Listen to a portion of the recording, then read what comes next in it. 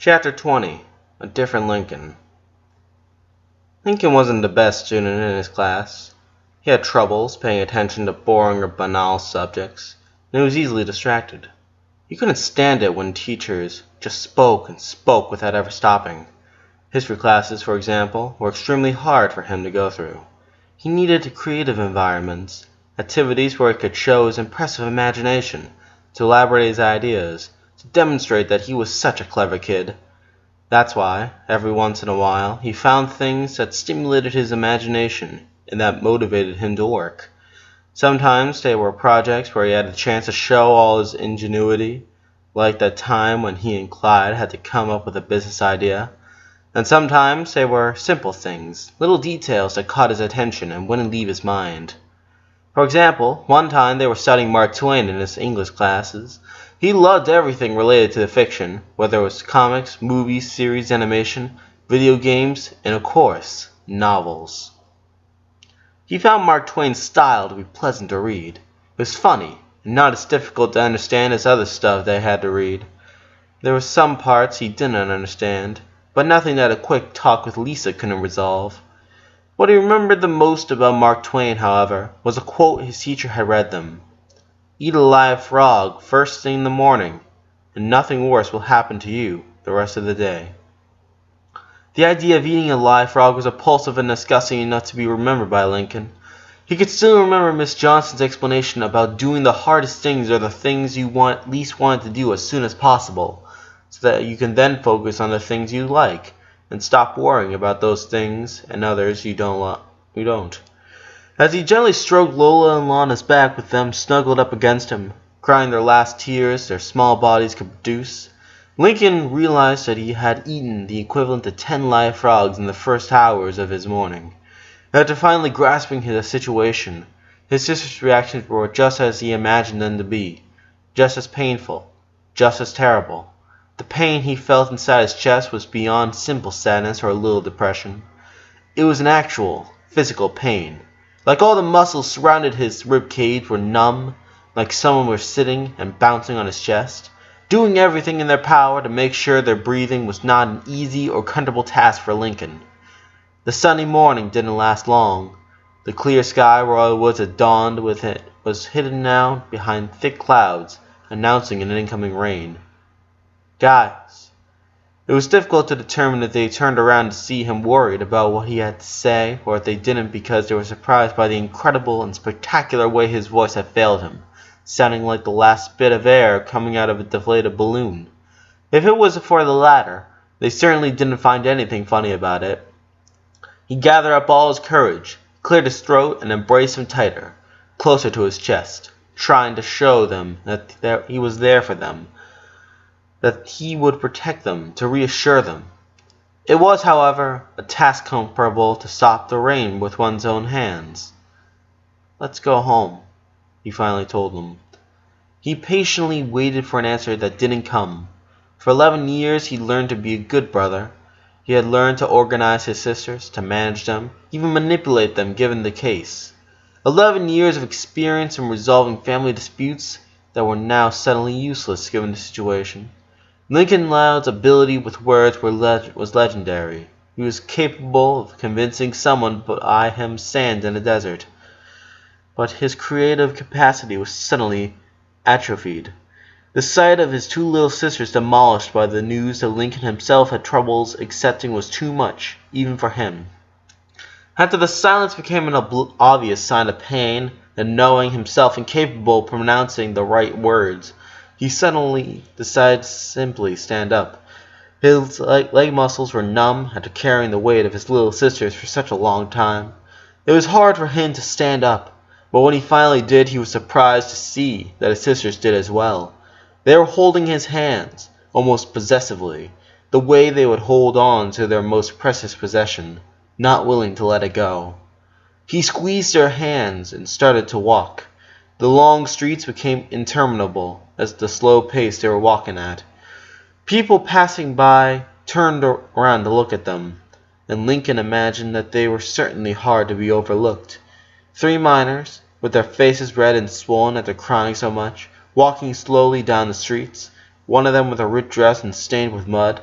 If Lola could take a look at herself in a mirror, she would definitely start a tantrum.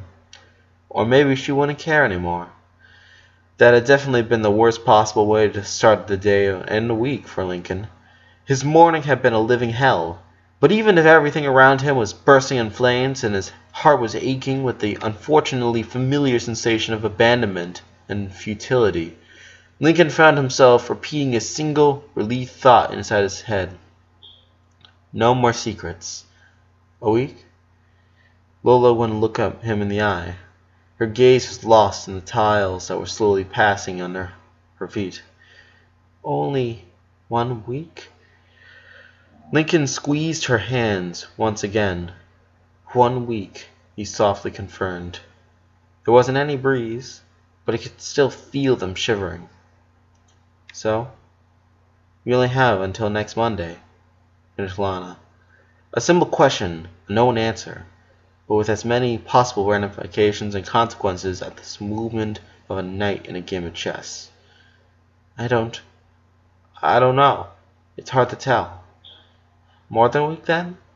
No, I don't think so. Less than a week? Let the little mechanic. Mark Twain's frog wouldn't let itself be swallowed that easily.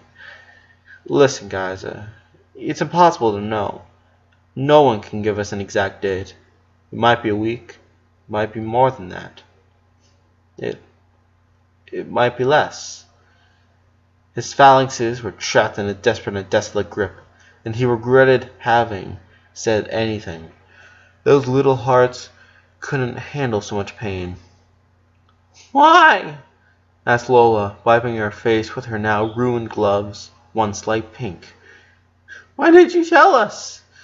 Because I didn't want to see you guys like this. I wanted to keep seeing you happy. I'm sorry. I knew it would hurt you, and now we don't have any time, complained Lana as they kept walking, her face buried on the side of Lincoln's polo shirt. All these days I was playing with Charles and making mud castles and repairing Vinzilla instead of being with you. I went to my beauty pageants, added Lola, her face 1 octave higher than usual. I left you alone in the house while I was having fun, and now we don't have time. Why didn't you think about that? Asked Lana. Why didn't you tell us? Why didn't you let us waste our time? He knew that sooner or later this was bound to happen, that they would complain about being left in the dark. He knew that this would happen because they were little girls and because he had taken a questionable decision. But even so, do you think this is easy for me? The girl's complaints died before those words.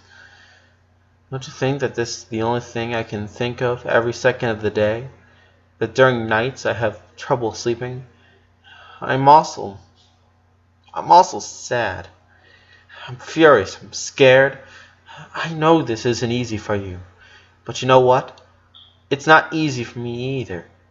It's not easy, and I'm doing what little I can to make the best out of this.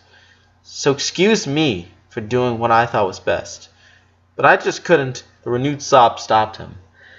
His sisters were still walking next to him, but their eyes were now closed, covered by their free palms, over which they were crying one more time. Lincoln had a lot of things to say. So many things that he had kept inside him. So many conflicts that he had ignored. Facts he didn't dare mention. That he wasn't ready to accept. His body and mind were screaming that he couldn't keep hiding those feelings anymore. That he couldn't ignore his fears any longer. Lana and Lola, however, didn't deserve to listen to all that. They didn't deserve this. He shouldn't make them feel worse. If he was devastated, he couldn't imagine how they were feeling right now. He stopped walking, knelt on the sidewalk, and embraced them tight, gently stroking their hair. I'm sorry, he told them. I'm just really anxious and nervous, and I shouldn't have spoken like that. It's not your fault. I'm sorry. They tried to answer him, but it was impossible for them to let out any coherent word. The brother hugged him a little more and then gave one of them a kiss on their foreheads before standing up and stroking their cheeks. To see them so hurt was shattering his heart. promise you these days will be the best ones ever. I'm not going to leave you guys alone. I'll be with you. With all of you. I swear. We'll have a great time. We'll laugh. We'll play. And I'll show you just how much I love you. Because you guys are my favorite twins in the world. He would have kept talking since I had a lot to say. But seeing how emotional they were and how beautiful words about them seemed to take them to their limit, he decided to stop right there. Realizing they needed to go on, he dragged their hands once again and practically dragged them all the streets led to their house. When they received their driveway, they were immediately received by Charles' happy barks. The dog ran excited around them and started to walk between Lincoln's legs, his loyal master, his best friend. But when he realized Lincoln wasn't paying him attention, he couldn't, given that his hands were trapped in his little sister's grip. He instead went with Lana. He immediately realized she wasn't in the mood to play with him neither, so he tried to at least lick her tears away, but she made no mind. Confused, he looked at Lincoln. Not now, buddy. Maybe later. Charles let out a hurt bark before running to the backyard, probably trying to play with Cliff. The three Louds, meanwhile, reached the door. Freeing his right hand from Lola, who quickly hugged his waist, Lincoln took his keys from his pocket and opened the door. The murmurs he was hearing were abruptly cut short, even before they actually stepped inside. When he closed the door behind him, he turned around, still embraced by his little sisters. Laurie, Luna, and Luann were staring at them from the couch. Laurie's phone was resting unattended on the coffee table, far from reach. Luna had her headphones hanging from her neck and the phone on her hand, as she bit her lower lip and stared at them. Luann, sitting on the floor and hugging her knees, could barely find the strength to look in their direction. The sound of footsteps and a baby trying to pronounce their brother's name made him look upstairs. Lenny was carrying Lily in her arms, and they were the only two smiling. Lynn, standing next to Lenny, and trying to hide the ice pack on her knuckles, was also trying to smile, but she couldn't. Lucy was nowhere to be seen, and Lisa seemed to be in her room. It didn't feel like he had just entered the Loud house. Somewhat scared, he asked himself if maybe this was the new Loud family. Did you all know? Everyone's eyes turned to Lana. She was looking at them, with her lower lip trembling, still holding Lincoln's hand. She was scrutinizing them with all with her look, waiting for someone to dare answer her. Lynn and Lenny started to slowly walk downstairs. That's why you've been acting so weird, isn't it? Lola kept going where her twin had left. You all knew. No one told us. You let us treat him bad this whole week. You let us ignore him, and you didn't even... How could you? Oh, give us a break, said Lynn, standing in front of Lola, looking at her with real anger. Can you really blame us? Chill out, dude. Luna tried to stop her, standing up. Do you think we're not totally broken with all this? Continued the athlete, though. Do you think this week has been somewhere near easy for us? You don't. You have no idea how hard it is for me to fall asleep at night. Don't you think you're the only one that... Lynn! The freckled-faced girl turned around to look at Lenny. She had gently rested a hand on her shoulder. What stopped the rough girl was her older sister's serene face, a face that conveyed the tiniest bit of disappointment, but mostly understanding. A face that couldn't all expect from their father. A serene attitude that Laurie might be able to imitate. To see such maturity in Lenny was at least surprising. What Lynn is trying to say is, said Laurie, walking closer to Lincoln and the twins. Lincoln asked us to keep it a secret. Guys, now that you know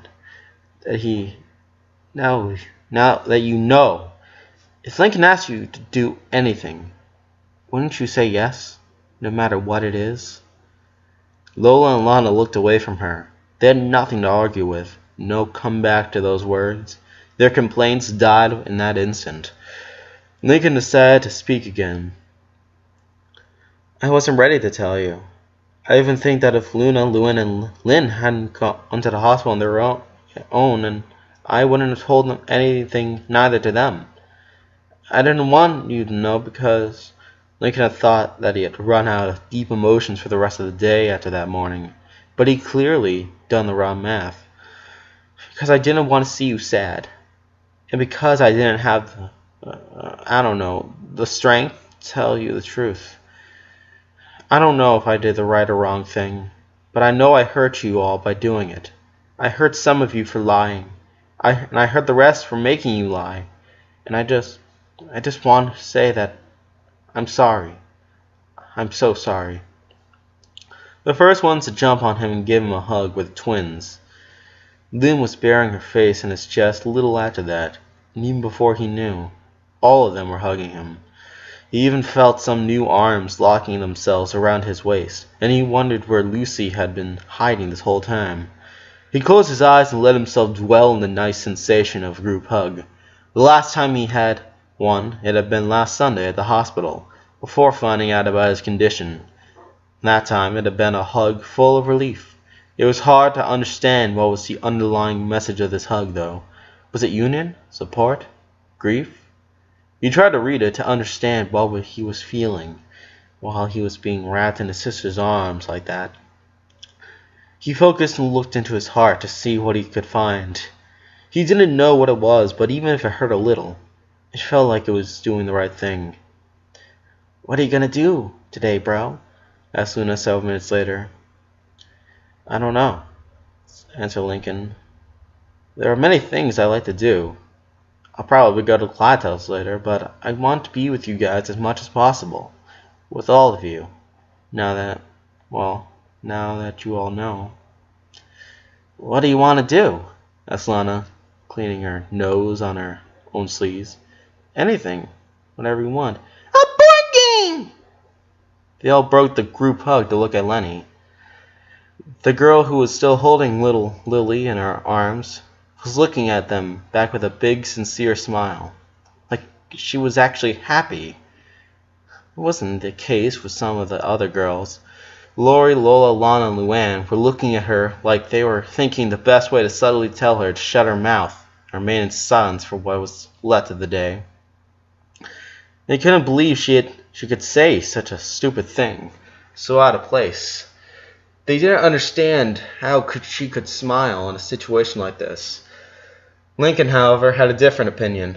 A board game. A regular activity. Something they could all play and have fun with. Something with such they could laugh and have a good time. He urgently needed something normal in his life.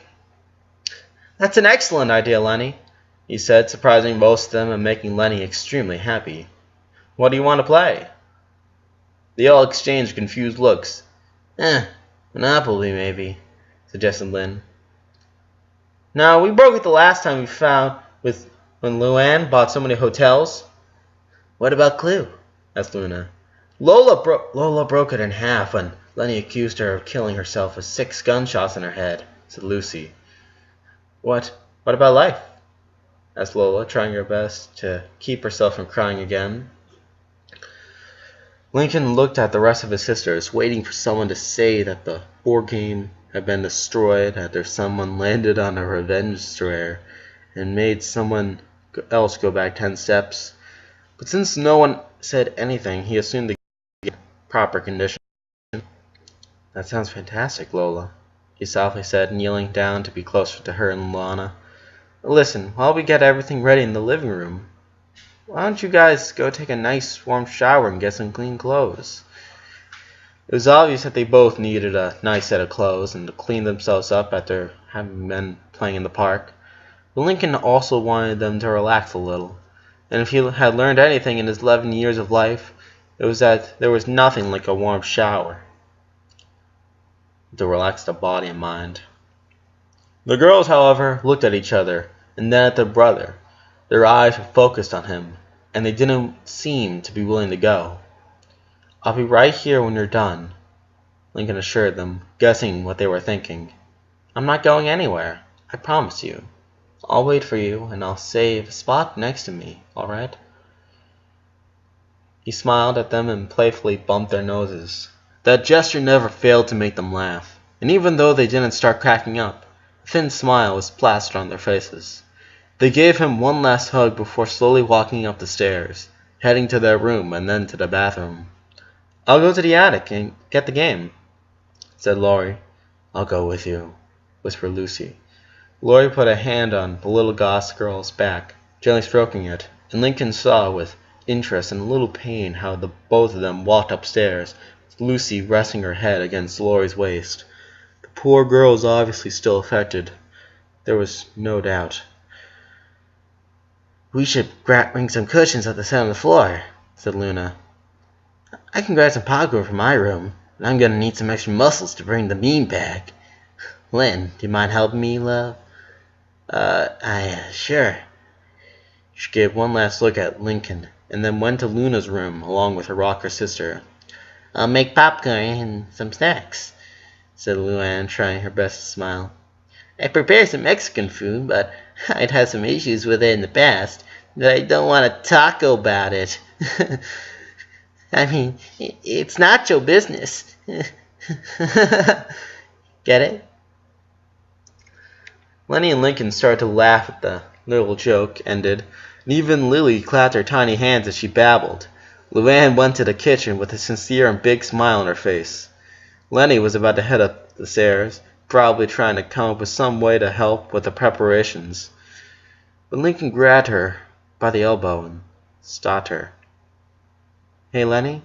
"Yeah, Linky?" "Thanks," he told her from the bottom of his heart. "Really, thank you." She didn't say anything. She just leaned closer, gave him a quick kiss on the forehead. "You're welcome," she answered back, smiling at him with a tenderness and happiness that only she was capable of transmitting. She finally walked away, and Lincoln decided that the least he could do was to accommodate the couch so everyone would have space to sit. As he went there, his phone started vibrating again. He checked and noticed he had over 42 new messages and 2 lost phone calls. All of them were from friends or schoolmates. He looked at the phone with some guilt, but he immediately put it on airplane mode. This morning was just for him and his sisters. 9! Yes! Celebrated Lincoln after spinning the little wheel. Several cries of celebration were heard, along with the sound of Luna smacking her forehead with her palm in a fake gesture of irritation. Lana also began a nervous laugh as she sat on Lincoln's lap, grabbing her cap with her tiny hands, pulling it down with all her strength like she was trying to hide it under it. The game was just one turn away from finishing. Most of the girls were already out, losing after too many dead, or by quitting after realizing that they didn't have any chances to win, were Lincoln, Lana, and Luna. The 2 girls had already finished and were retired as millionaires, and they were waiting for Lincoln to do it too, so that they could count the money and see who would win. "Lincoln! Lincoln! Lincoln!" The rest of the girls cheered, laughing and supporting their brother as they moved his tokens 9 squares. He was now 2 away from reaching the end. "What does the box say?" said Luna, imitating the rhythm of a song that not so long ago became really popular. Lincoln moved Lana's head aside so he could read, making the little girl laugh in the process. "It says, oil prices go up to the sky. If you have stockings, retire $500 million. Both Luna and Lana covered their faces with their hands, Luna letting herself fall back to the ground as the rest of the girls were screaming in pure happiness, making fun of the sisters that had just basically lost. They all started congratulating Lincoln, although they still needed to make the final count. Lincoln took his turn again, getting a 6, reaching the end line at last and declaring himself as the 3rd and last millionaire of the game. "Very well, let's make the count," Laurie said, having acted as the official banker and the one in charge of making sure that no one tried to cheat. "Lincoln, can you help me?" asked Lana, turning around to look at her brother. "Sure, Lola. Would you count my money as I help Lana with hers?" He had to look over his shoulder since he was sitting on a cushion and Lola was standing right behind him, practically supporting her whole weight on his back, her arms wrapped around her older brother's neck. She hadn't said much throughout the game. She had been right behind him, hugging him, laughing at some of his jokes, and even, once in a while, and when everyone else seemed distracted, she gave him quick pecks on his cheek. She didn't ask Lincoln's question, not with words at least. She nodded him with gritted teeth. She had to let go of her embrace and her brother to extend her hand and accept the fake money he gave her. In the meantime, Lincoln taught Lana how to count with numbers so big, teaching her how to add 100 millions and explain the concept of a billion. When Luna, Lana, and Lola and Lincoln finished counting their respective fortunes and compared them, turned out, to everyone's joy, that Lincoln had won the game by a small margin over Lana. Everyone, even those who had been close to winning, celebrated Lincoln's victory, and as he found himself surrounded by the applause, the cheers, and the happy jokes that his sisters made, the boy could only think that this was his life. This was how it was supposed to be surrounded by the ones he loved the most, having a good time, having fun, without thinking about what was inevitably going to happen sooner than later. Click. The digital sound, the muffled sob, made them turn around. Peeking out her head from the doorway that connected the main bedroom with the living room, Rita aloud, staring at the screen of her phone with the saddest smile Lincoln had ever seen in his life. Actually, everything about his mother seemed to be sadder with each passing day. It was harder for him to see her in that spiraling depression. Up until just a week ago, his mother had been a woman who worried about keeping her figure to look beautiful at all times, always with her hair combed, always well dressed, always with some kind of makeup on. That memory had nothing to do with the unkempt Rita he was looking at, with those heavy eye bags, her hair going in multiple directions at once, and the solitary tear that fell over her cheek as she stared at the picture she had just taken. Kids, Whatever it was she tried to say, she couldn't finish it. She barely had the strength to go right back to her room after breaking down in front of the 10 of her 11 children. The pleasant and cheerful atmosphere the board game had helped create was abruptly forgotten. Lily, playing with some of the pieces left in the game, seemed to be the only one that wasn't deeply affected by Rita's interjection. The rest of them had lost any kind of smile, happiness, or cheerfulness that they might have gotten back shortly after. Some of them, like Lenny, Luna, and Lucy, were staring at the carpet, not daring to look anywhere else. Others, like Luann and Lynn, were hugging their knees against their chests, trying to give themselves some kind of comfort. The twins wrapped their arms around Lincoln once again. He didn't know what to do. His mother, he spent a couple hours with her every day, writing his memories in that novel they were both working on. And even though they had to stop several times on each session because of her crying, Lincoln felt like he had no real idea just how much pain she was going through. The idea of losing their brother was so terrible for all his sisters. He couldn't imagine the way his mother was suffering from having to cope with the imminent death of a son. "Excuse me," he said, trying to stand up. "Don't leave," asked Lana, refusing to abandon his lap. "Lincoln!" Lola painfully said. "I'm not leaving," he patiently told him. "I just need to talk with Mom." "I can do it if you want," Lori offered, sounding extremely anguished. Lincoln shook his head, using his physical advantage to stand up despite the twins' efforts. "I promise I'll be with you a lot. I'll spend so much time with you. More than ever," he assured them. "But Mom needs me too. And she needs me now." Not even those words were enough to convince them. Luna and Lynn had to intervene and hug Lola and Lana respectively so they would let Lincoln go. He tried not to look behind him as he went to the bedroom, for he knew that if he looked back to his sisters' hurt faces, he might decide to stand there with them, trying to comfort them all, when he should comforting his mom. When he opened up the bedroom door, he saw that the lights were off, the curtains were almost completely closed, and the TV was unplugged. Lincoln flinched his nose when he smelled the humidity in the room. He'd never been inside a dungeon, but right now he could make an educated guess of how it would feel to be in one. The only signs of life in there were the thin rays of light that got through the slits of the shutter, and Rita's muffled cries had escaped through the pillow covering her face. Lincoln's morning had been really complicated. Even though his whole week had been a roller coaster of strong emotions, the last few days were particularly dreary. Ronnie Ann, Luann, Lynn, Luna, his father, Lucy, the twins. He was overwhelmed by the pain. He was reaching his limit. He was in a fragile emotional state, and seeing his mother crying was definitely not helping him at all. Seeing his sisters cry, seeing his friends cry, that was one thing. One kind of pain. But there was something supernaturally heartrending about listening to his own mother crying. It was a completely different empathy.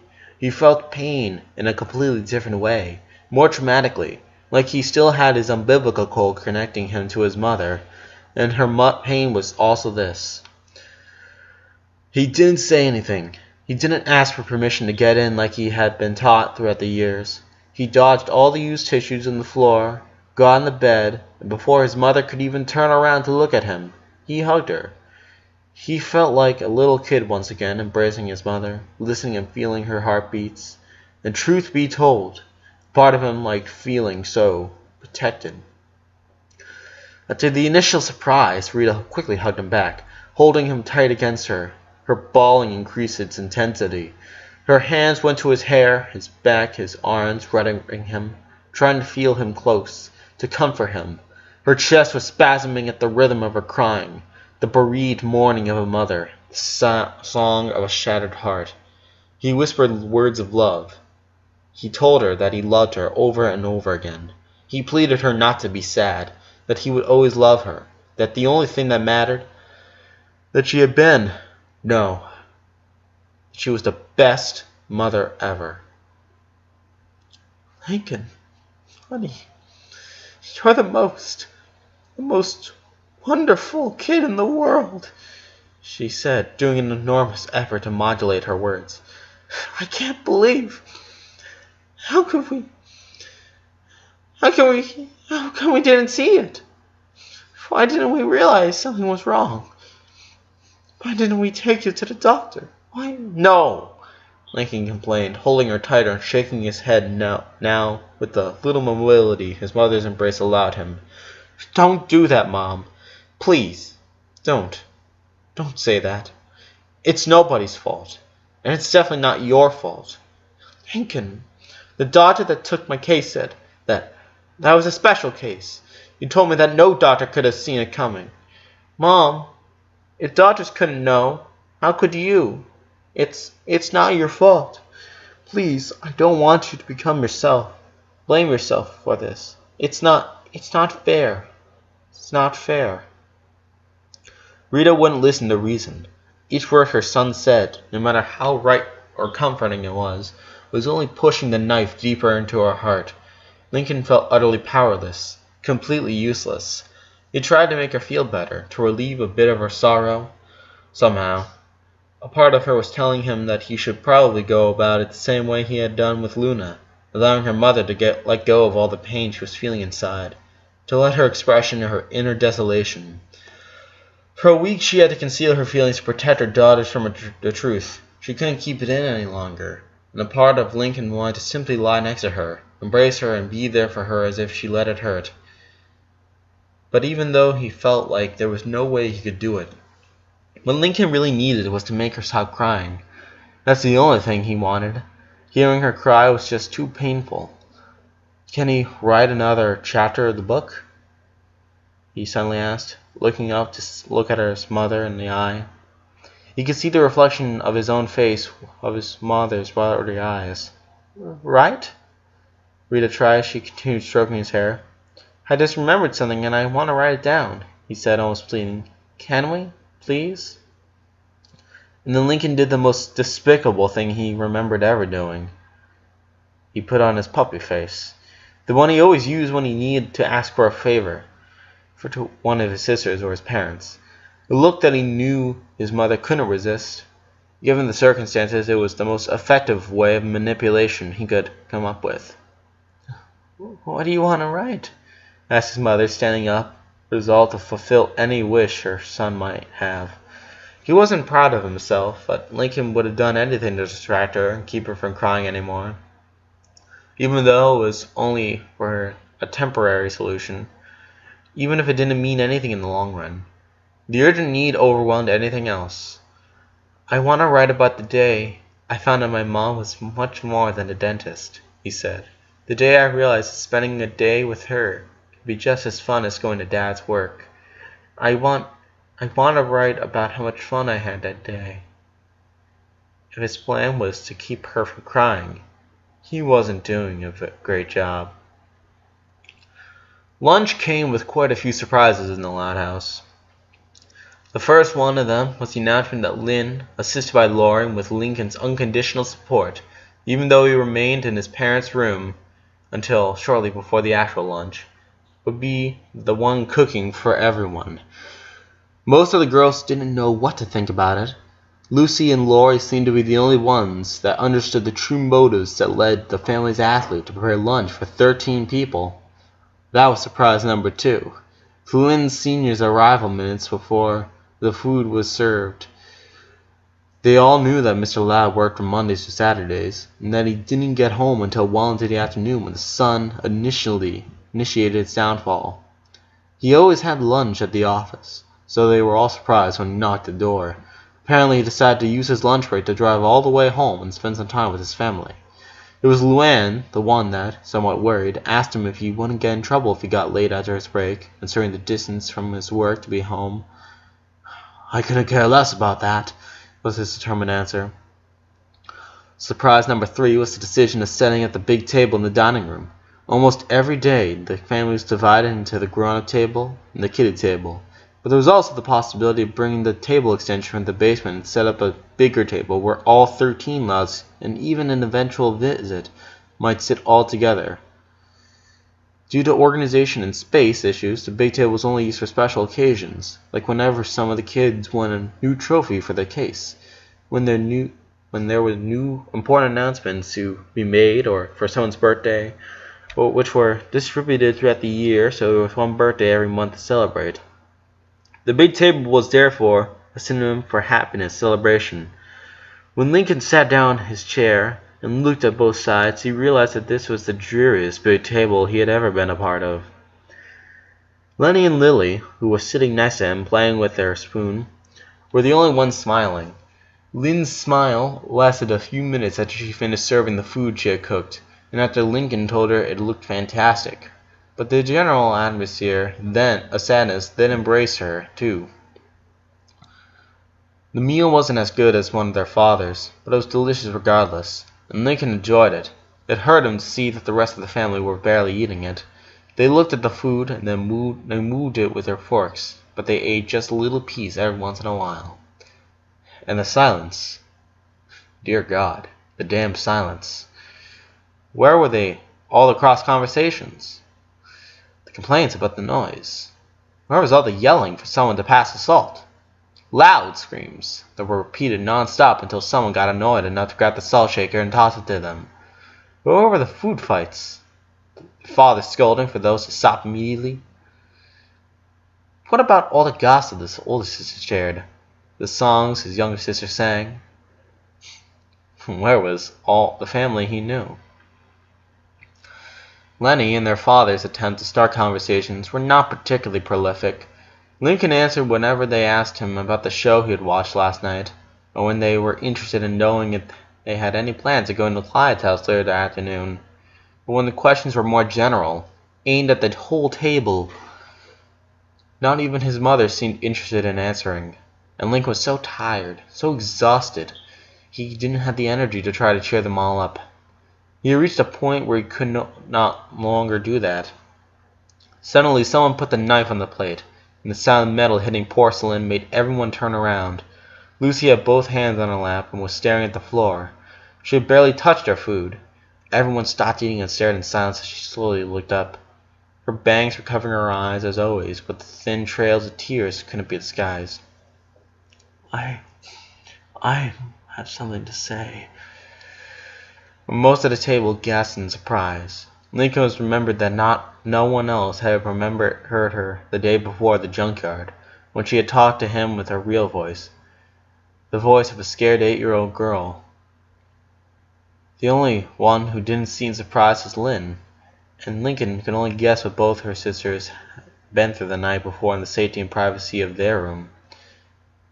Lincoln, he didn't. She stopped for a second, wiped her eyes with one of her shirt sleeves. He didn't clog the toilet last month, she admitted, wrinkling her dress when her fingers closed themselves around the fabric on her lap. It was me. I was reading Princess Pony in the bathroom. I clogged the toilet. Lincoln also left his knife on the plate, looking at his little sister with his jaw dropped open. His face was surely showing just as much surprise as everyone else. What was Lucy doing? Everyone blamed him, and he tried to find out who was behind it. I didn't want you to know that it had been me, because I knew you would have made fun of me. And he took the blame for me. And it wasn't fair. He didn't do anything. And I let... Luna, sitting next to her, put an arm around her shoulders and dragged their chairs closer together. I'm sorry. Lucy whispered and repeated, dampening her older sister's shirt. Lucy, you don't have to apologize, Lincoln said, speaking softly. I did that because I wanted to, and because you weren't ready yet to admit it. I'd do it again. You're too kind, she let out between her sobs. Too kind for this world. It's our fault, said Laurie then, frowning down at their plate. We laughed at him. We would have laughed at Lucy.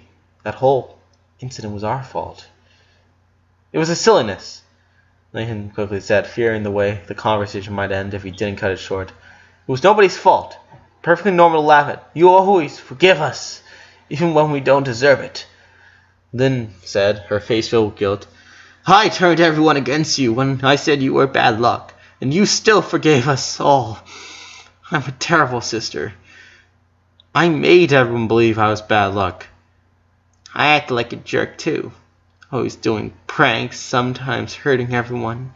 Lincoln had to spend 2 days in the bed after last Thanksgiving, April Fool's, I mean. And I got so jealous when he became my assistant, and everyone loved him more. I never meant to hurt him. You didn't. He always takes the worst part. He had to spend our last vacations doing favors for all of us. He couldn't even enjoy them.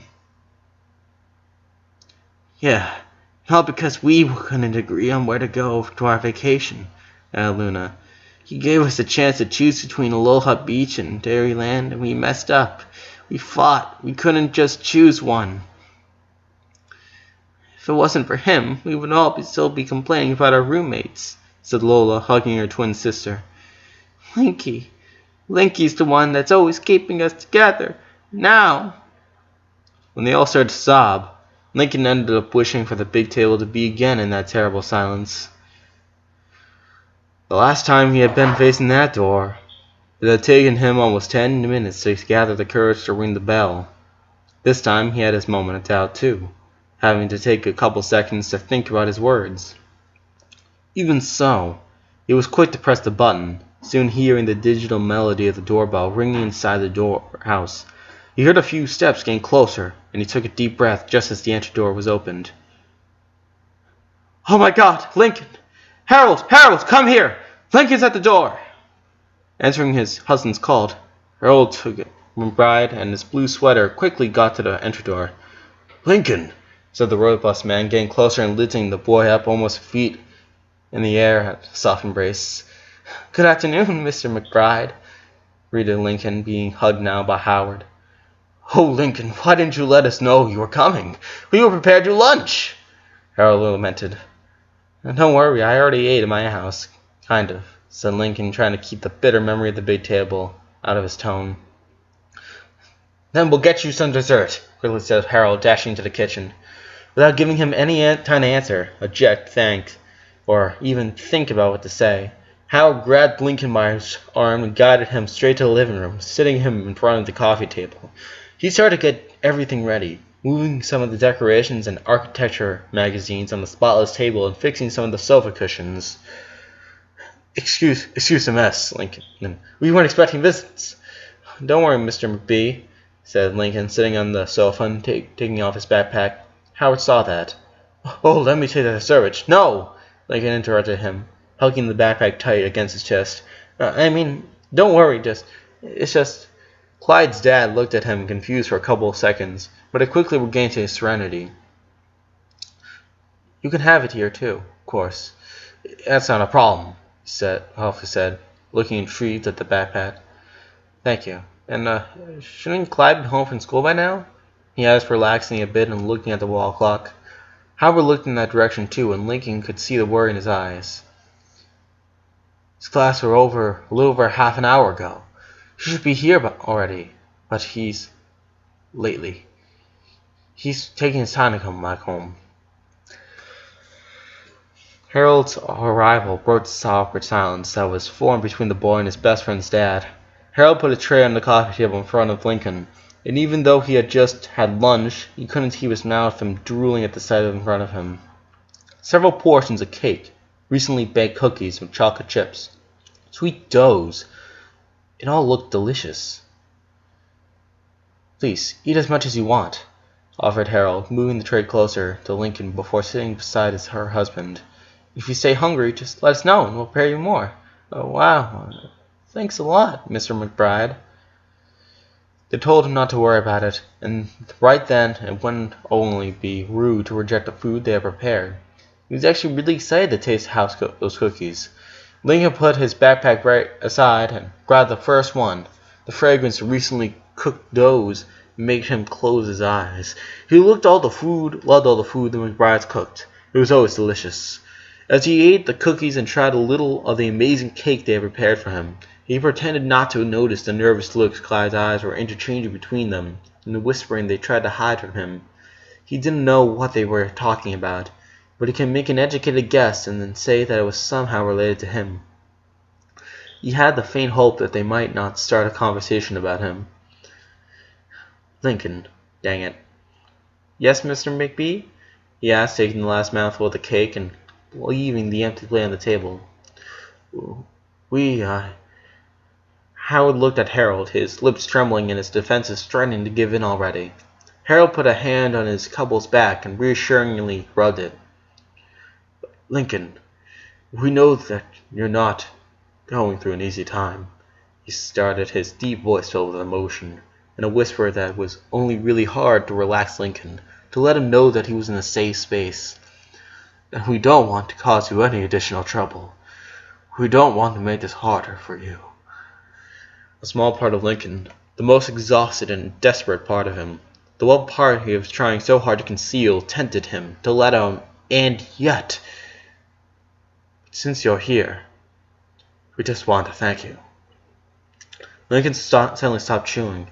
He was waiting for compassionate words, impotent words. He was waiting for them to tell him that it was all really unfair, that he didn't deserve it, that his family didn't deserve it. He was waiting for some words of encouragement, to be told that he could count on them for anything he might need, but that they'd be thanking him. That wasn't really in his considerations. Thank me? What's that for? He asked after finally swallowing what was left of the cake. For everything, Howard answered, finally finding the strength he needed to talk. Lincoln, you don't have an idea of just how much you've done for our family. You don't realize that you've helped us with what you've done for us. We never told you, because this is not the type of things you usually find yourself with the chance of saying. We always have time to ask, be mad at someone, even to laugh or have fun, but one rarely takes the time to be thankful. And we don't want to pass the chance to thank you. To say that Lincoln was dumbfounded was a severe underestimation. You've always been there for Clyde, says Harold. He was always an insecure boy, with troubles to take the initiative, you know. He always had difficulties to make friends, until he met you. In you, he finally found the friend he so desperately needed, and words will never be enough for us to thank you for that. He didn't know what to say. His fingers were nervously drumming the sofa as he tried to think of the right words he could use to answer to such compliments. Thank you very much, but I wasn't the perfect friend. I had a lot of fights with Clyde over such silly things, and it was almost always my fault. And I also got him in a lot of trouble. To his utter surprise, Howard let out a short-lived chuckle. Don't apologize for being a kid, Lincoln. That's how they are. That's how we all are. Don't think that you are a bad influence on our son, because you couldn't be more wrong. You changed him, Lincoln, added Harold, looking at him with a serious look that seemed alien on the metal-kind man. You helped him feel more secure about himself. You helped him to not be ashamed of being who he is. You accepted him for who he is, and that is the most wonderful thing you can do for another person. To love them not for who they pretend to be, or for who everyone expects them to be, but for who they truly are. That shows the kind of person you really are. Those little gestures speak for you. That's why you're such a wonderful little boy. And you didn't only act that way to Clyde. To show their point, Howard and Harold grabbed each other's hand, both set of eyes fixed on Lincoln with an intensity that overwhelmed him, almost intimidating him. Never, not even a single time in all these years in which you've been a friend of Clyde's, not even in one of the dozen times you come to our home have you treated us any different. You never looked at us with a weird look. Neither you went out of your way to be polite with us, afraid of offending us or anything. I don't understand. I don't think you understand how much that means to us. You accepted us for who we are, too, said Howard, fixing his red hair. Clyde has told us about how you stepped up for us when other kids made fun of Clyde for his parents. That kind of support, it's not something common. Not even in our current times. The natural way you've treated us is so touching. And Harold hugged his couple, reassuring him that it was going to be all right, and letting him know the unconditional support he had for him. What Howie's trying to say, he continued, is that having you along with us these years helped us realize that we can still dream of a world where we're not being segregated, where no one treats us like we're something different for what we are. Two people that love each other a lot. In some way, you gave us our hope back. And that kind of comprehension, that love, we'll never forget Lincoln. You were like a brother for Clyde, said Howard, barely keeping himself from whimpering. And you were like a son to us. The words of the McBrides moved Lincoln on the inside. They had a powerful impact on him. He never actually thought about it, but it was at that precise moment that he realized that McBrides were definitely a second family for him. Always with the door open to receive him, willing to listen to him, to reassure him, to help him in each way possible. Lincoln had some aunts and uncles, but it was the McBrides whom he could really use as an extension to his family core. He never discriminated them or treated them in any different way. He could understand those who did. He knew that some older people who were born in times when people like Clyde's dads had the rough end of the deal, but he always knew a lot of kids his own age who did not seem to be as open as he was, and he simply couldn't understand them. He couldn't see why some people made a fuss about the McBrides. They were two people in love, period. What was there to be judged? He realized that throughout these whole years, however, there was a gesture he never had with them. A gesture that they deserved just as much as any of his sisters or his own parents.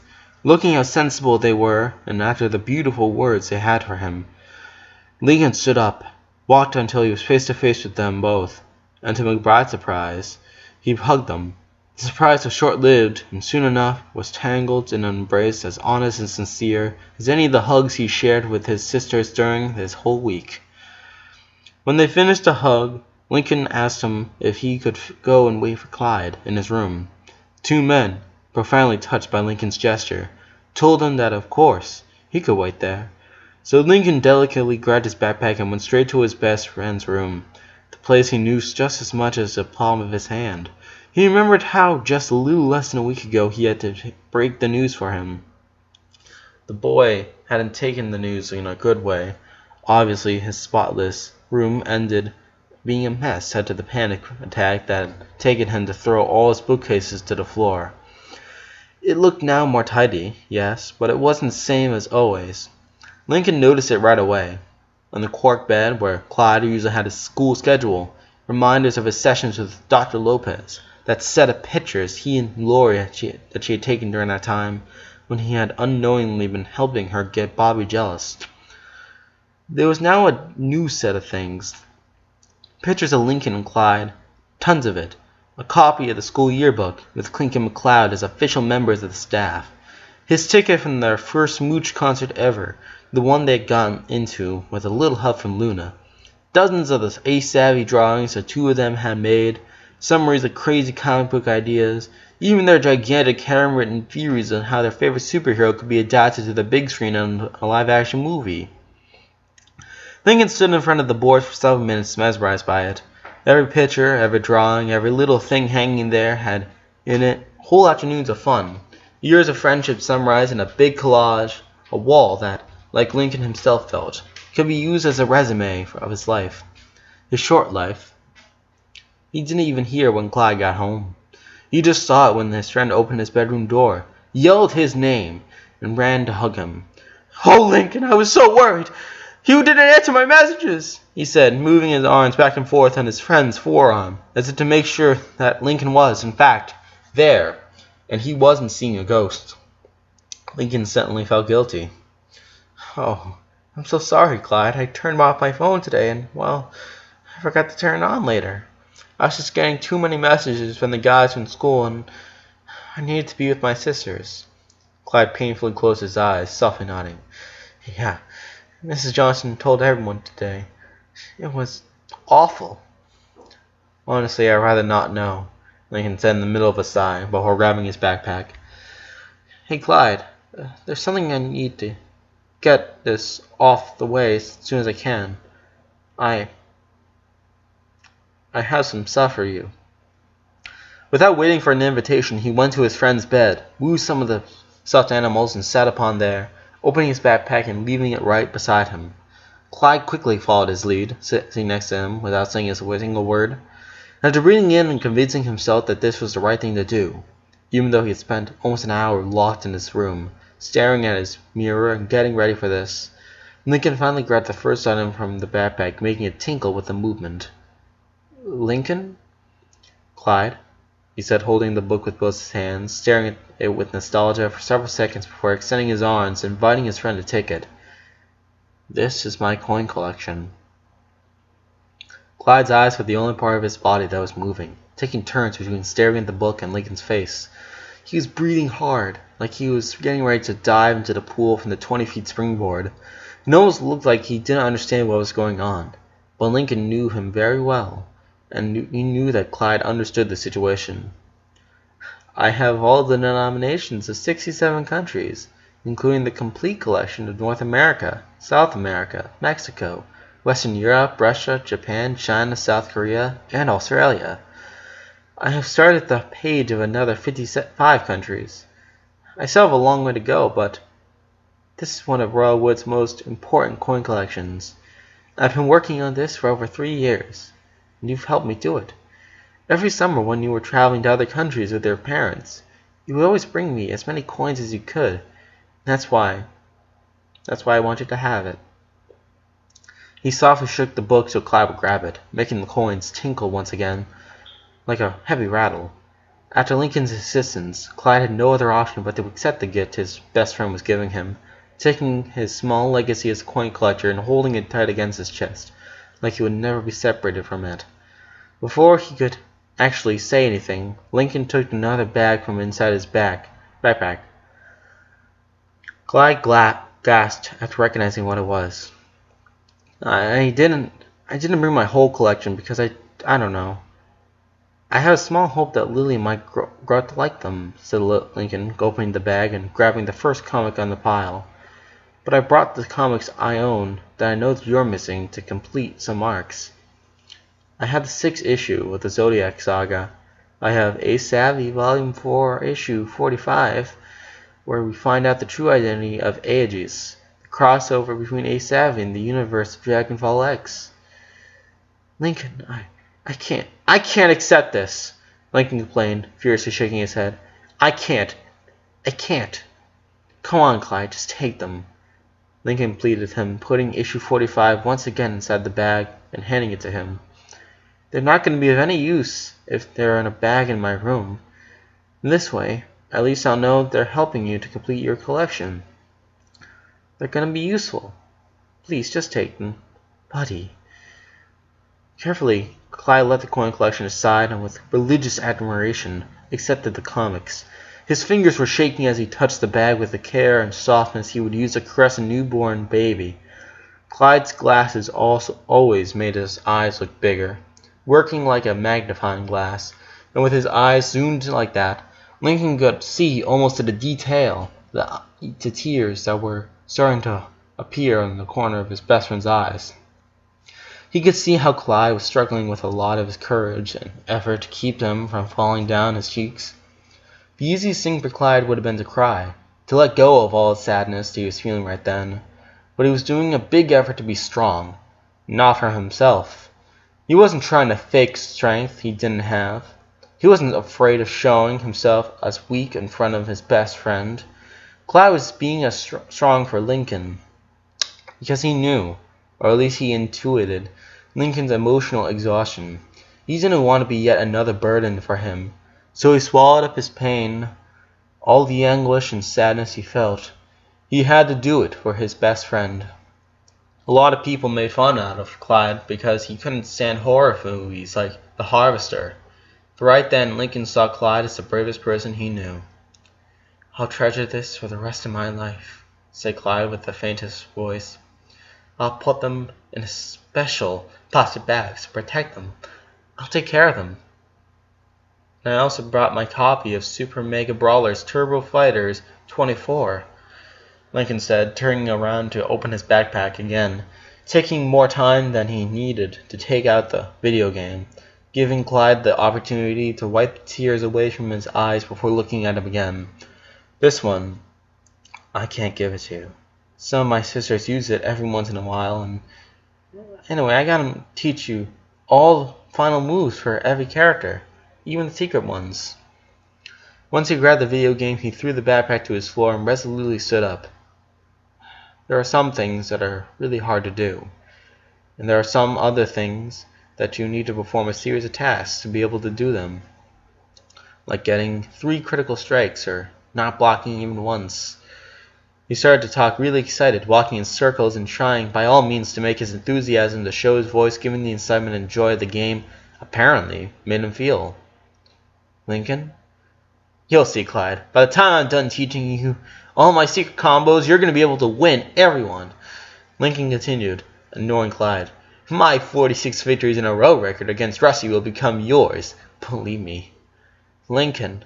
No, I mean it. I'll teach you everything I'll know. There's the secret level at the Tower of Challenges that you can unlock if you win 2 fights in a row and using your character's signature move 4 times each round. Lincoln! He couldn't keep ignoring Clyde when he stood up and stopped him by putting an arm around his shoulder. He let out all the air he was keeping inside his lungs. Lincoln, do you want to talk? Asked the worried Clyde. Dang it, Lincoln thought. Clyde knew him too well. He could read him like an open book. No, he softly answered, his voice suddenly losing all his excitement. Are you sure? His friend insisted. Look, just... You know you can... Clyde, he interrupted, looking away. Maybe his friend had the strength and courage to keep himself together, but Lincoln was running out of either. Please don't. I don't need to talk. He closed his eyes. It was all getting harder and harder. It's been a week now, and all I do with everyone is to talk about it. I don't want to do it. I need to play, he said, feeling his legs starting to tremble. Just play. Please. Can we just have fun? He didn't see Clyde's reaction. The long silence that followed his statement spoke louder than words. I'll get the console ready, the host of the house said. Go there when when you're ready." Clyde went to the living room, leaving Lincoln standing alone in the middle of the empty room for several minutes until he finally could go to play with his best friend. He had to go to the bathroom to wash his face first. Lincoln's lengthened shadow was guiding him on his way back home as he walked by the driveway, softly kicking a little rock with each step. After 5 incredibly long hours, amazing hours, he had been able to teach Clyde how to do every single final move, all the secret combos, how to unlock the bonus levels, and the best strategies for each character. It had started as a lesson, with Lincoln demonstrating and explaining all the theory behind his knowledge of the game while Clyde took notes on a piece of paper. Luckily, after the first 45 minutes, they relaxed a bit. The next hours were much more fun. They laughed, they joked, they insulted the console when it beat them in a double fight, and they even cried from laughter when a bug, after a final move, moved Musclefish's head to his armpit. All this while eating the seemingly endless supplies of homemade cookies that Clyde's dads handed to them. During those hours, Lincoln was a normal kid once again, finally having some fun with one of his friends. On his way back home, however, he started to feel miserable again, and that made him feel like a piece of trash. He shouldn't be walking slowly just to delay the time he would have to get inside his home. He shouldn't be feeling like he was going to a hostile place. He shouldn't feel like he was getting closer and closer to a place where he would only be reminded of all the pain he had inside of him. For God's sake, that very same morning they had all been fun playing life, and he had had an awesome time. This week had been awful for him, but it also given him the chance to share good bonding moments with his sisters, moments of a true fraternal union, where he was able to get to know them better, even better than before. He remembered bunking with Luann, with Lynn, with Luna, the detox they had shared. He remembered Lenny and Lori's hugs, to have Lana sitting on his lap and Lola hugging him from behind. By the time he got home, he somehow managed to barely lift his spirits up, just enough so he could fake a convincing smile as he got inside the house. Surprisingly enough, the house seemed to be actually louder than these last few days. It wasn't the usual chaos in which he had grown up, but after a week living in a house that almost sounded like a regular house, the noise was awfully comforting. The low level was pretty much empty, though. The dining room was empty. The kitchen lights were off, and there was one person in the living room, where the TV was on with the volume high up. Luann was sitting on the couch and had her computer on her lap. She looked really focused on what she was seeing on the screen. She seemed to be pretty much alright, but her drooped shoulders, her swollen eyes, and the box of tissues on the floor was enough to help Lincoln realize that she was not okay. Ever since that Thursday night when they had that deep talk, Luann had been one of the sisters with which Lincoln spent the most time with. Unfortunately, and making them feel slightly guilty, most of them they had together could hardly be considered quality time between them. They weren't playing, they weren't having fun. One of his most ambitious final projects, that had one of the top spots on his objective list, could only be completed with Luann's help. And every day, they dedicated at least 1 hour to make some progress on it. He knew that he wouldn't be alive to see the end of the project, but that was not the point. All he needed to do was leave enough material for Luann to work with, so she could be the one to finish it. His sister, of course, was helping him with pleasure. She tried to conceal how painful it was for her to be a part of such an important thing, his last goodbye, but he knew he had her full support. Still, Lincoln couldn't help but feel a bit guilty. She wasn't his assistant. She was his sister. "Hey, Luann," he greeted her as he walked into the living room. Only when she didn't turn around to look at him did Lincoln realize that she had her small headphones on. Taking advantage of the invisibility his sister's headphones granted him, a small trick he had learned in his years of sneaking around his sister, he went behind the sofa. He wanted to know what Luann was watching. course, he should have known that it was homemade videos. Judging by the few seconds he saw, it was a recording from his last birthday, his 11th birthday. He saw them when he had blown out his candles, a second before Lynn grabbed him by his nape and buried his face on the cake. To everyone's amusement, Luann started to chuckle. "That wasn't hygienic at all," said Lincoln from behind her, removing her headphones from one of her ears. She quickly closed her computer and turned around to look at her, evidently happy to see him again, but extremely nervous for being caught up with him. "Lincoln, I didn't hear you coming," she said, quickly rubbing her eyes with the back of her hands. "Are you busy?" asked Lincoln, jumping to the back of his sofa, to fall heavily next to his sister. Luna put her computer on the coffee table. No. I was just... So, do you want to continue with..." She looked right and left to make sure that no one else was in the living room with them. "The project?" "Actually," he said with a smile, "I was thinking that maybe we could go to the kitchen to practice with your pies. I think I have just the right idea to improve the cream's consistency." Her open eyes, her stillness, and her teeth made her look like a hard hare on a route, petrified by the light of an incoming car. "Really?" she asked, somewhat confused. "Don't you want to do something more? A little more?" "I don't think that there's anything that would make me happier right now than cooking with my beautiful big sister, while she makes me laugh with her amazing jokes," he interrupted her, smiling the whole time.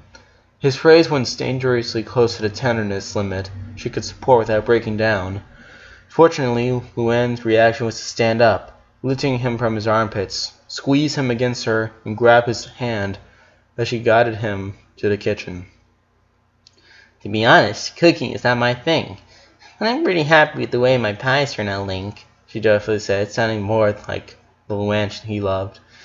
"I've been perfecting this recipe for years now." "Please, Luann, you're talking with the king of souffle." "We'll see about that. Hey, I always wanted to know, who started with the pie-to-the-face gag?" Luann stopped dead in her tracks and gave Lincoln an intense look, with an arched eyebrow and a big smile on her face. "Oh, Lincoln, you do not want to ask me about comedy history," she warned him. Lincoln imitated his sister's expression. "Actually, I do," he confidently answered. Luann let out a surprised chuckle. "Man, you don't know what you just got yourself into, Link." As he was dragged into the kitchen, Lincoln smiled to himself. He was very aware of what he got himself into. "Are you sure?" "Of course. I don't feel comfortable with this. Come on, I know you all wanted to be on the other side at least once." Don't worry, Lincoln. I do this every day."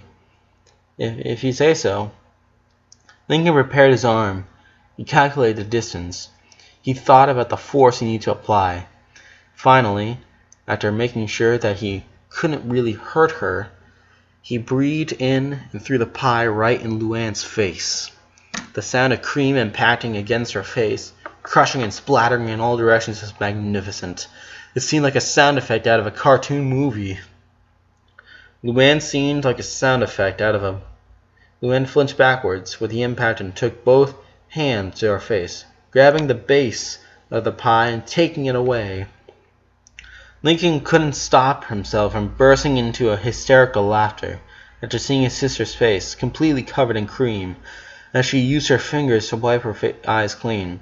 Luann started to laugh too. "Amazing! You were right, Lincoln. This cream is much better. It makes the hit a lot softer and it splatters everywhere. This is a lot more visual," she explained with a smile, looking at the kitchen floor tiles covered in cream. Lincoln got closer and took a little of the cream on her face with his fingers before tasting it. "And it tastes really good too," he said, feeling proud of his recipe. Surprising him, Luann took advantage of the closeness between them two to give him a quick kiss on his cheek, covering half his face with cream in this process. "Luann," he complained, although he couldn't repress a smile on his face, especially when she started to laugh. "Don't do that!" His complaining only made Luann laugh even harder. He went to the sink to wash his face clean. As he was there, splashing some water in his face, He saw through the window a figure sitting in the backyard. He stared at her for a few seconds before closing the water and turned around to look at her, Luann. "This is really funny," he told her, handing her the same towel he used to dry his face off. Luann noticed Lincoln's tone of voice, and she understood that their time together was about to end. Then her smile gave in a little. "Yes, it was," she simply said, accepting the towel. "Thank you." Because she had the towel against her face, she missed a moment when Lincoln wrapped his arms around her waist. She was taken by surprise, and she could barely return the gesture before he drew away. "See you later," he told her, leaving it to the backyard. Once he was outside, Lincoln was received by the afternoon breeze, much colder than just a while back. Before he got back to his house, the black clouds were still covering most of the sky. The cold, the clouds, the wind, everything seemed to indicate that Royal Woods is getting ready for a strong rain. None of that seemed to matter to Lynn. She was sitting against a tree with her punching bag resting beside her. There was no signs of her gloves anywhere near her. Lincoln started to walk near her. She looked up after hearing footsteps approaching her, and the two of them exchanged a long stare. Lynn then looked elsewhere when Lincoln sat right next to her, his shoulder brushing hers as she slid down. He was looking for the right words to start talking. He had already had the opportunity to talk with her in a long afternoon, to share a real bonding talk with his older sister. He assumed that repeating the same thing he had told her wouldn't be of much use. Luckily for him, she spoke first, breaking the silence. "Polly wanted me to tell you that she was really sorry, and that she never had the chance to tell you how much fun she had with you with the night at the city hockey stance," she said, letting out a small chuckle, although it didn't feel like she was saying something funny. It felt like a laugh drowned by her feelings. "She says that she had never found a boy that could keep up with her stamina." "I guess I was trained by the best," Lincoln said, making her smile. "So, she knows?" "She, Margot, Emma, and Francisco," she added with a dreamy look in her eyes. "They all came to see me this afternoon," she said, and now her dreamy eyes adopted a dreary look. "Some found out at school. Others, when I told them that I'm taking a time off from all my teams." "You left all your teams?" Lincoln asked, slightly worried. His sister looked at him with an angry expression. "Of course I left him, you dummy," she told him. She dissimulated her insult by stretching her arms and putting her hand around her brother's, gently stroking him with a tenderness unusual in her. "At least for now. They consume a lot of time for me," she explained. "Besides, I don't want to lose control again." Lincoln squeezed Lynn's hands, and she let out a groan of pain. Surprised, he realized that she was barely moving her wrist. His mind filled in the blanks. "Lynn, can I ask you a favor?" he asked, absolutely serious. "Anything," she quickly answered, turning her head around to see him. Lincoln moved so that he was now kneeling right in front of his sister, still holding her hand. "You're hurting yourself," he told her. "I saw you this morning with the ice on your wrist, and I remember the wristband you had to use last week.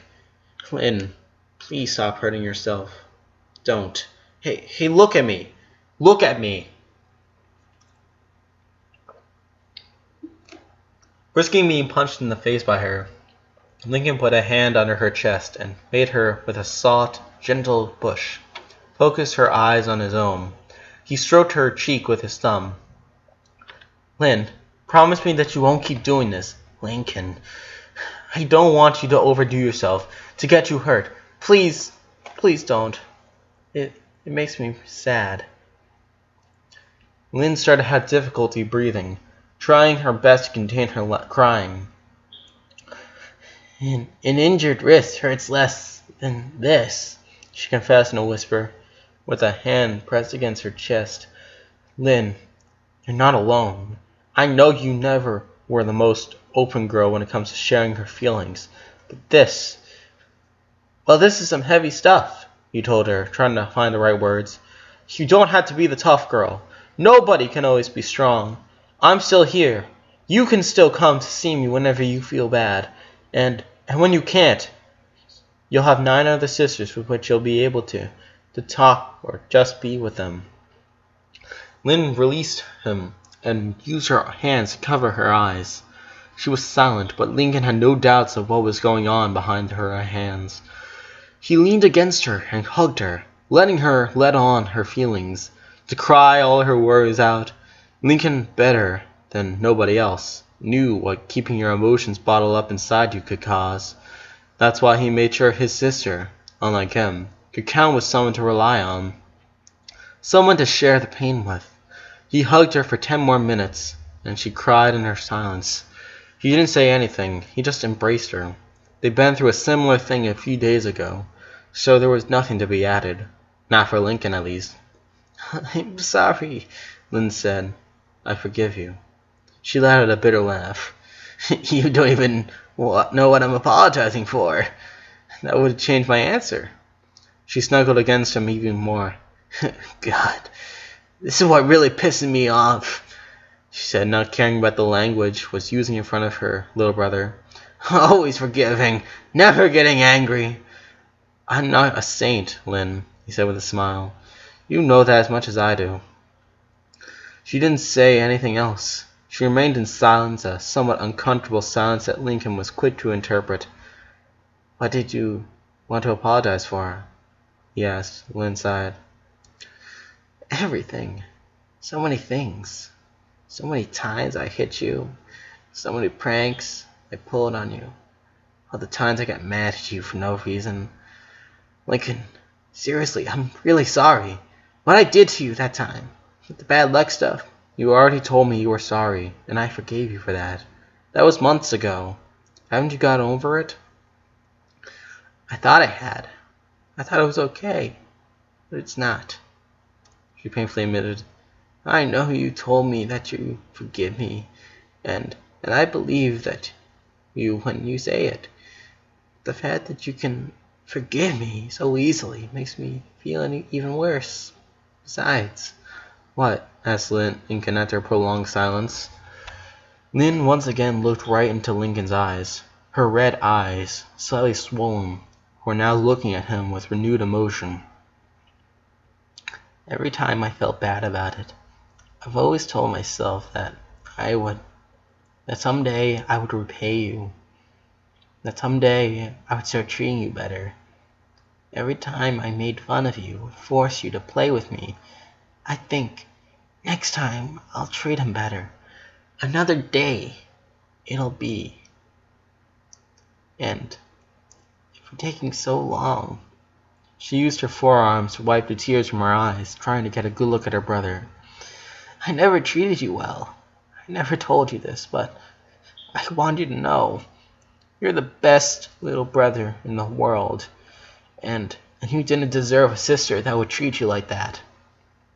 It was now Lincoln who started to have an itch in his eyes. He blinked, gave her a wide smile, and hugged her again. Lynn was incredibly stubborn, almost unbearably naive. She couldn't even forgive herself for things he had long forgiven her for. She was blaming herself for things he understood about her, things he even loved her about. And most importantly, she had the crazy idea that he might believe she didn't love him. She was afraid that he might think of her as a bad sister. And the truth was that, even with all her rough playing, her toughness and lack of touching, Lynn was as perfect for Lincoln as any other of his sisters. "I would change absolutely nothing about you, Lynn," he told her, stroking her back. "I love you just the way you are. And the fact that you're telling me this right now is more than enough. We still have time to play, to have fun, and we'll do sibling stuff. I'm free right now. What do you want to do?" The old Lynn, the Lynn he knew from his whole life, would have probably suggested lucha libre, soccer, baseball, or a parkour circuit in the house. Lincoln knew, though, that he wasn't talking with the old Lynn. There was no denying it. Something has changed in his sister. No one was the same person they were before.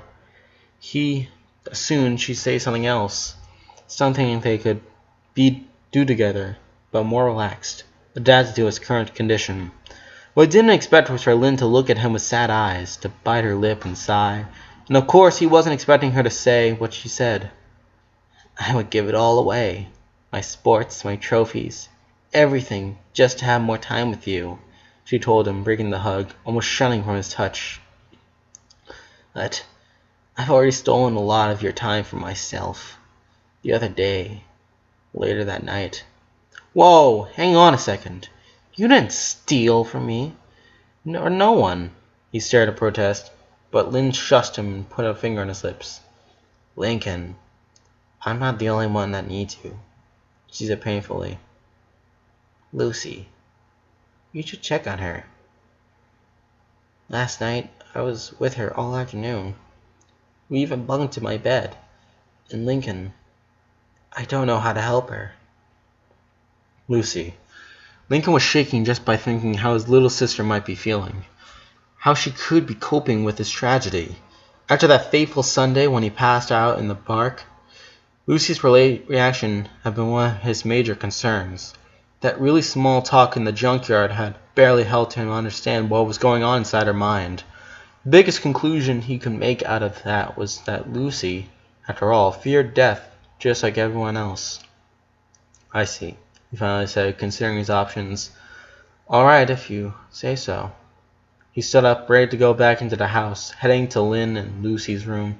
He gave one last look at the athlete, who was sitting with her back against a tree and looking at him like someone saying goodbye to a family member at a train station.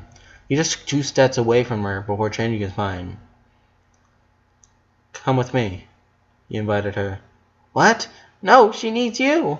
She needs all of us. We all need each other. Lincoln, I know what you're doing, but believe me, I know Lucy, she said, absolutely convinced of what she was saying. She's different with you. She needs her brother, not me. Lynn, just go, she said, sounding a little impatient and highly soulful. Go with her, please.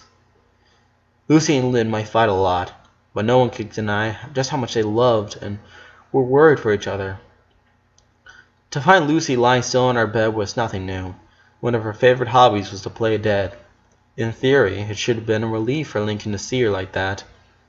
But the circumstances had changed, and Lincoln couldn't even begin to think that she was okay after finding her in a fetal position on her bed, with her poetry journal on the floor with several pages ripped out from it. She didn't move a muscle when he opened the door, nor when he got inside the room, nor when he gasped after seeing the state of the side of her bedroom. The only thing she did was stare at the wall. Time to be a big brother. Lucy, are you all right? He asked, more out of courtesy than because he needed an answer to such an obvious question. Perhaps she believes it was Lynn who had gone in the room, and that's why she didn't even flinch. Since after listening to her brother's voice, Lucy visibly shuddered. She grabbed her pillow and pressed it hard against her face, probably to wipe it clean. She quickly fixed her bangs before sitting on her bed, facing him. She wasn't looking at him in the eye. She was more interested in her own black shoes. Lincoln, she said, doing her best to sound monotonous and uninterested, trying to sound like her usual self. What are all these pages? Asked the boy, walking carefully not to step on any paper as he got near her bed. Lucy didn't answer. As soon as Lincoln sat next to her, she simply hugged him. In her 8 years, Lucy had never been a girl of many words. To ask her for eloquence or to explain something to the detail during what was undoubtedly the hardest, most painful moment of her life was asking too much. And even though he thought it was awful that he would feel like this, Lincoln couldn't repress a small sensation of relief. To hug his sisters would never be inconvenient for him. He could and would do it for the rest of his life.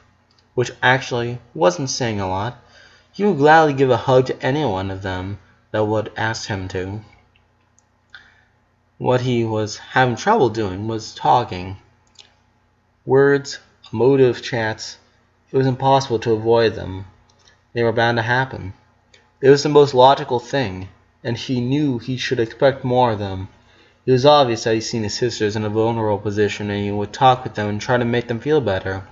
It was one of his objectives, after all, to fix things up with his sisters. Recent experiences, however, weren't really encouraging.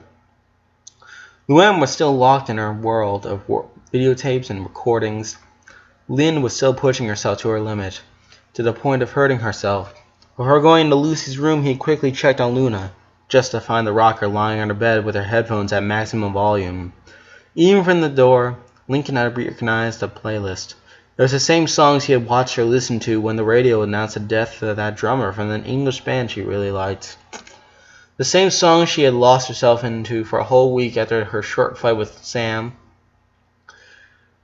He was just accumulating failures. All the talks he had with his sisters were emotionally wearing him out. They stressed him, reduced him to a bunch of nerves and pain, and the worst thing was that evidently they weren't doing much to help his sisters. All his efforts were fruitless. That's why he was internally thankful for Lucy's silence. By staying silent had let him just hug her. She was just saving him the colossal effort of coming up with the right words, explanations, and thoughts that wouldn't really do much in the end. He was saving time. But more importantly, he was saving a little bit of pain.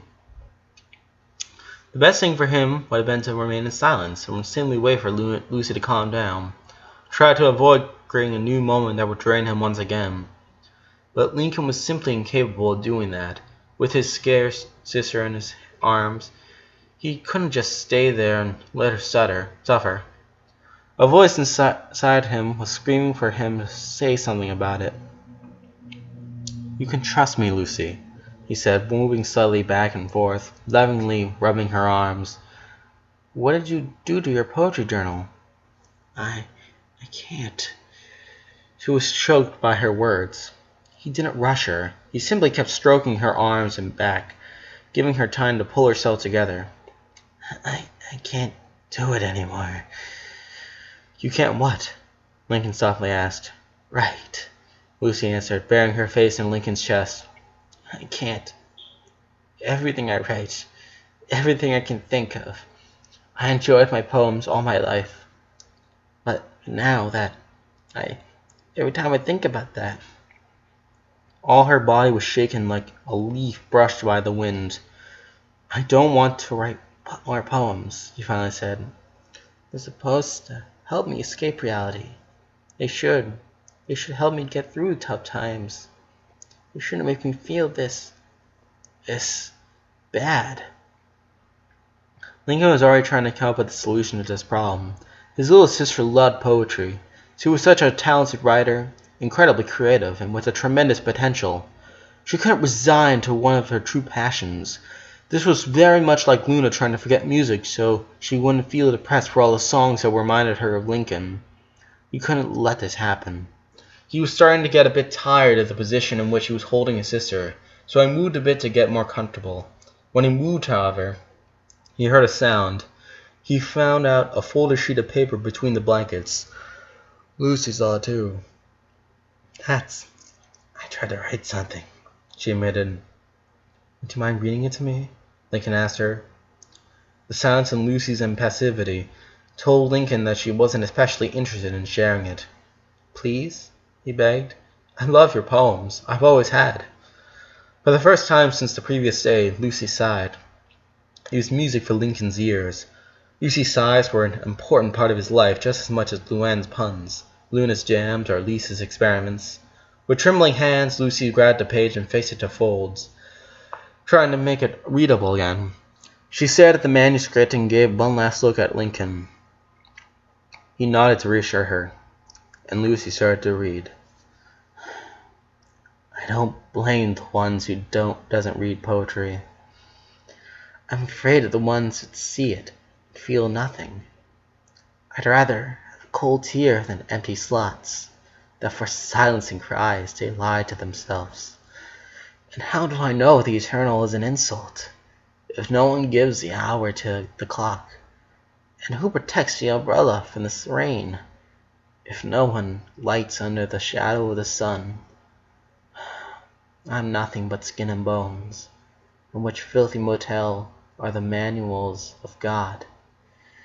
If life is having to learn how to sign a paper when you're born saying goodbye, if you love the flower for its touch, don't ignore the fruit for it or the thorn. Love summarized in 2 acts.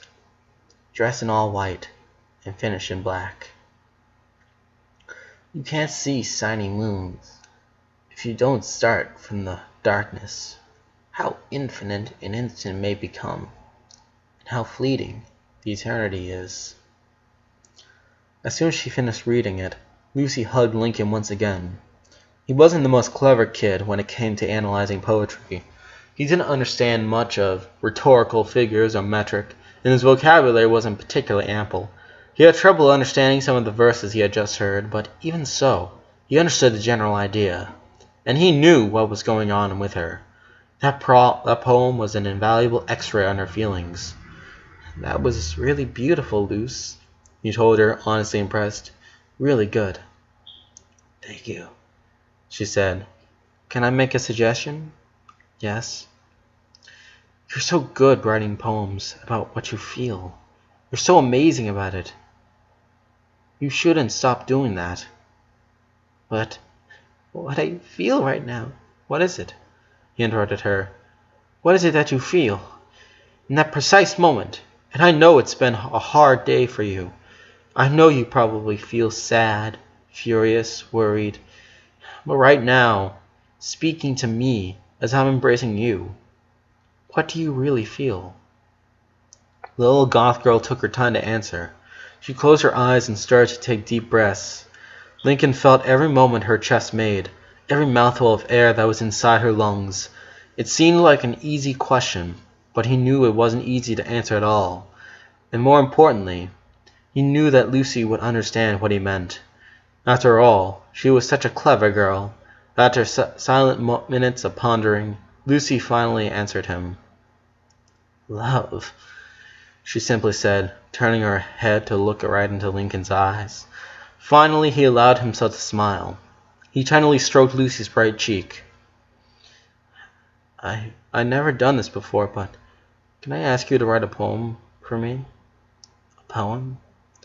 "I know you like dark and spooky stuff, but if you're okay with this, I'd like you to write me a poem about our relationship. I want to know what my little cute vampire thinks of me." When Lucy's face finally turned itself into a smile, Lincoln knew that he had fulfilled his older brother's duty once again. To see Lucy smile had always been one of the little treats he could actually have once in a while. In the actual context, that little, almost imperceptible, but absolutely honest smile was all Lincoln could ask for. "I will," Lucy said, still smiling at him before breaking the hug to pick up her journal. Sensing that his part was done, Lincoln decided to leave the room. There was nothing else to do there, and his bladder was asking for relief. He started to walk in the door's direction. "Lincoln?" After hearing Lucy's voice, he turned around once more. She had her journal pressed against her chest. Her head seemed to be still trying to decide whether she should look at her carpet on the floor or on the wall to her left. She finally sighed and looked up, fixing her eyes on her older brother. "I love you." To say that he was surprised would be underestimating the situation.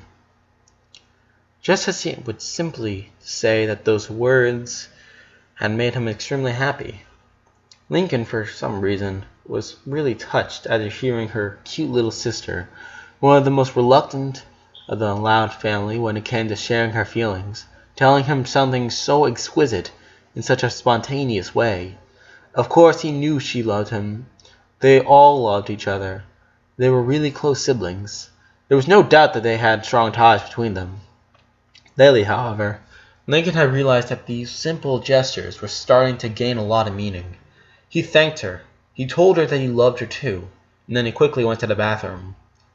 The bathroom was his second little sanctuary in the Loud house, beside his own room.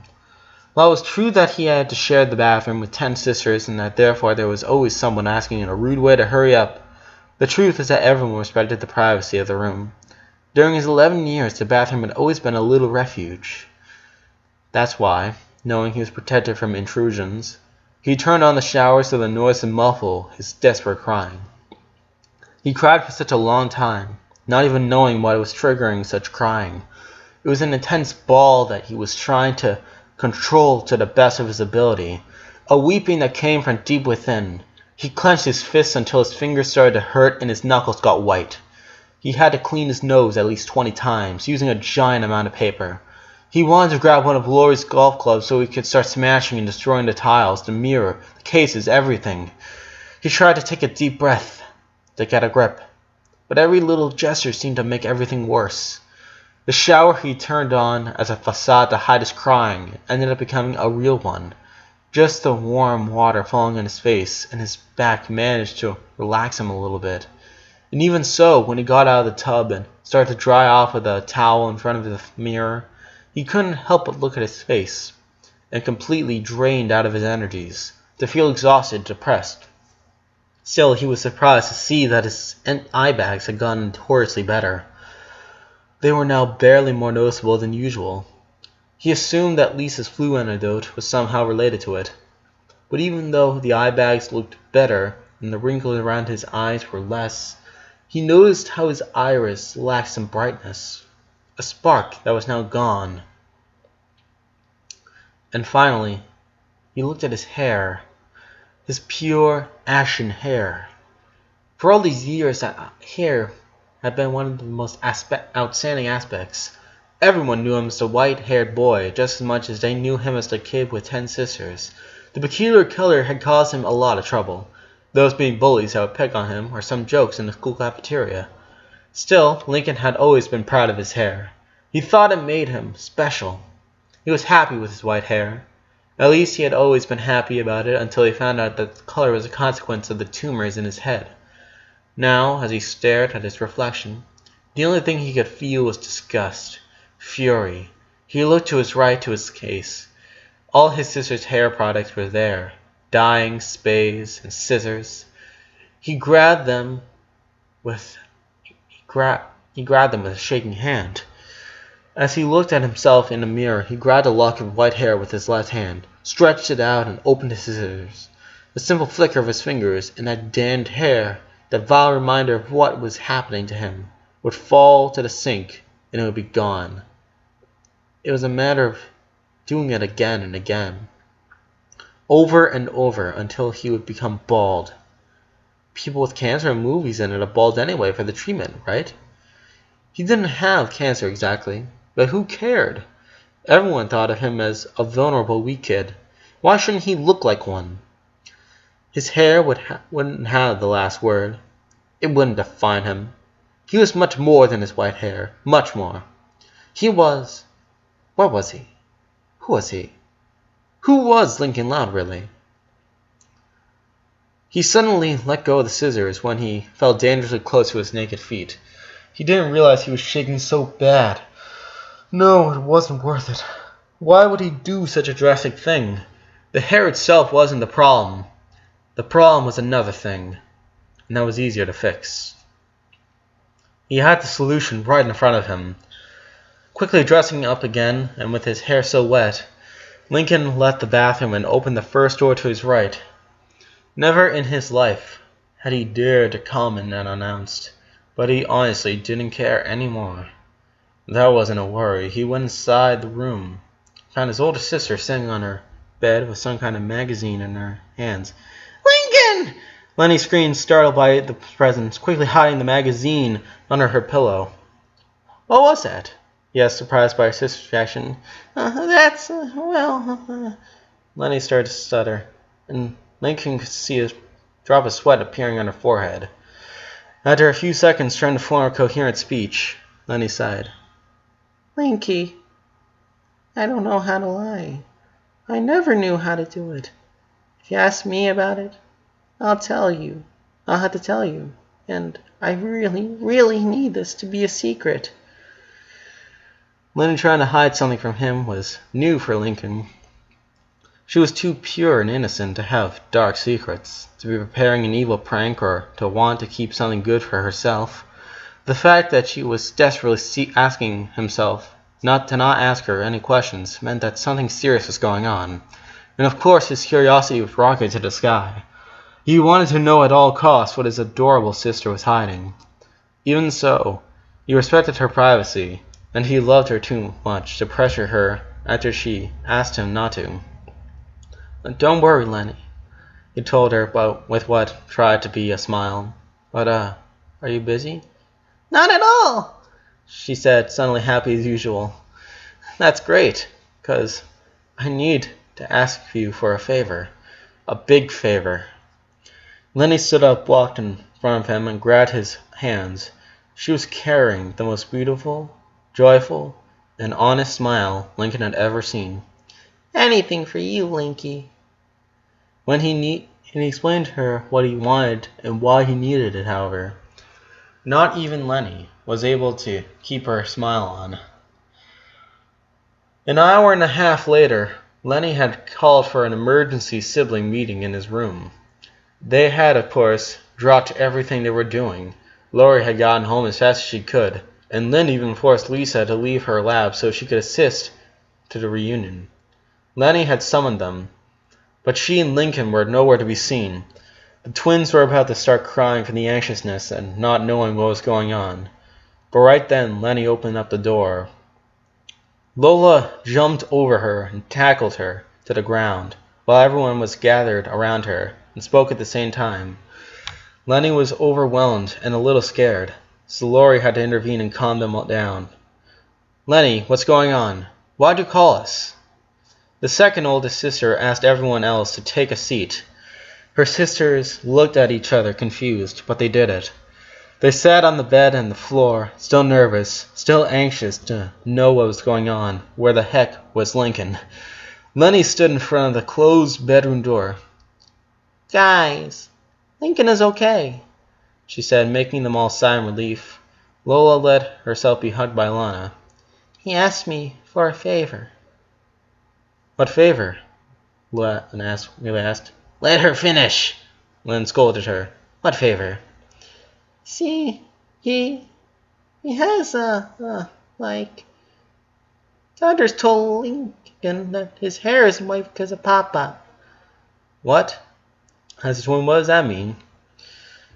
The lack of pigmentation in his hair is due to the action of the tumors restricting the correct distribution of melanin across the scalp, explained Lisa in a rude way. She still considered her presence there as irrelevant and a waste of time, distracting her from her investigation. So, his hair is white because of the sickness? Asked Lola, covering her mouth with her gloved hands. Why didn't he tell us? Said Lana, anguished. He was sick for all these years. Lucy, just like the twins, didn't know all the details about the disease that was killing her brother. Girls! Like, focus! Said Lenny, moving her hand in the air like it was no big deal. The point is that Lincoln says that we never get to know how he really is. They all half closed their eyes. Lenny, what does that mean? Lori asked with a bit of caution. We looked into Mom's old photos and we found Lincoln's firsts, she explained with a smile. Before he got sick. Dude, you're killing us. Tell us what's going on, Luna begged. Lenny smiled again and took a step to her right, putting her hand over the doorknob. Guys, I present to you our dear brother, our true brother. She opened the door and Lincoln got inside the room. Her sisters' reactions were much more dramatic than what Lincoln had anticipated. They all gasped. They were staring at him without blinking, without breathing. They were petrified. 9 statues of girls that were staring at something more shocking than Medusa's stare. What was in front of them was something unprecedented. Lincoln knew that his decision would cause controversy. He could imagine some of them angry at him. He thought some would tell him that little thing shouldn't define him, that he was who he was beyond that detail. But in his vulnerable situation, Lincoln felt a lot better now. A small gesture for something, but it meant the world to him. He was nervous, though. He wanted to know his sister's opinion on the subject. Those were the only opinions he cared for. According to the pictures, this is me. This is how I should be, he said with a little bashfulness as he used his hand to comb his hair. His brand new, recently dyed, dark brown hair. The first one to react was Lola, and her reaction was to start crying. They all looked at her and Lincoln felt incredibly sad. He wasn't waiting for that reaction. He knelt in front of her. Hey, princess, what are you crying about? He softly asked her. Lola continued with her muffled cries. She was looking at him with almost adoration, with her crystalline eyes due to her tears. She opened up her mouth, but she couldn't speak. Luann was the first one who managed to catch her voice. Lincoln, you dyed your hair, she said, not believing what her eyes were seeing. Yes, this is how I should be, how I should have been. By now Lola wasn't the only one crying. They were all shedding different amount of tears. Lenny and I used to say that you were our own little snowflake, Lori said, looking at him with a sad smile and wiping the tears away from her eyes. We always thought it made you special and cute and adorable. Well, if we had known, oh God. I like how you look now, Lynn hurried to say, almost very emotional. Lincoln, you look beautiful. Everyone turned their eyes on Lola. She was still looking intensely at him, with soft trails of tears falling from their cheeks. Her lips were shaking as she tried to find the strength to talk. You look beautiful, she repeated, before her crying consumed her. Lincoln hugged her. Then Lana hugged both her twin and Lincoln. Then they all gathered around him and started a group hug. They all cried and they told him just how much they loved him, that he looked really good, that brown was definitely his color. Lisa was the only one that kept her distance, taking advantage of the combination to leave that room and return to her lab. Everyone else stayed with him.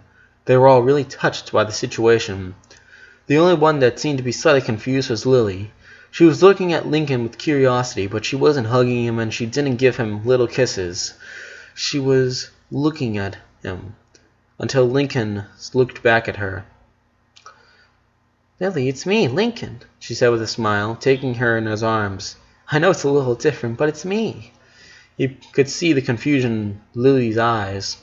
She looked around, probably trying to find the source of the voice she knew so well, not realizing that he was right in front of her. Lily, he called her again, starting to get really nervous. What if his baby sister couldn't recognize him anymore?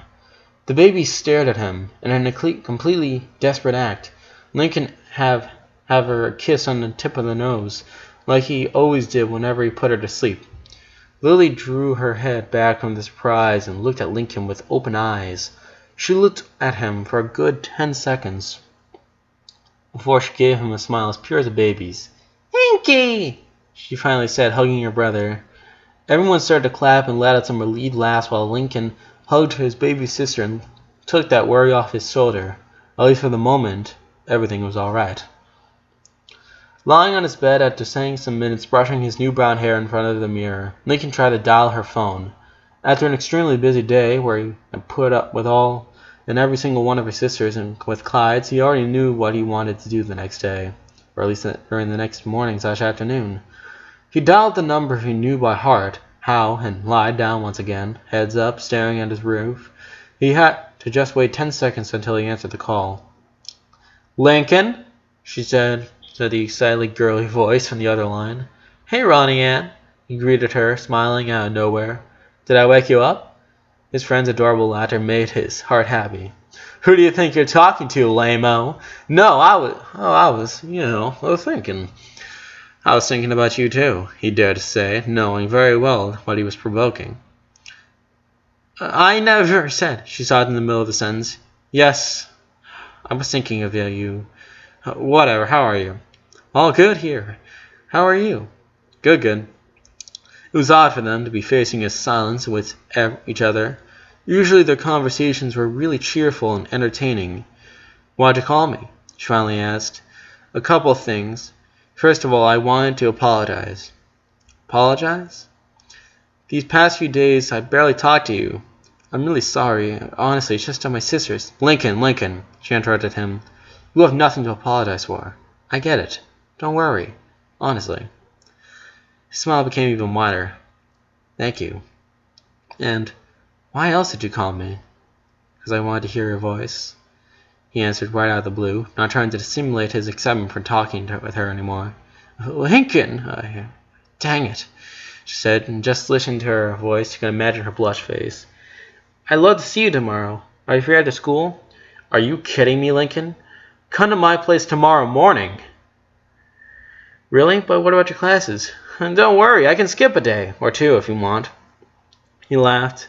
It wasn't the first time that Ronnie had suggested skipping classes to make something fun.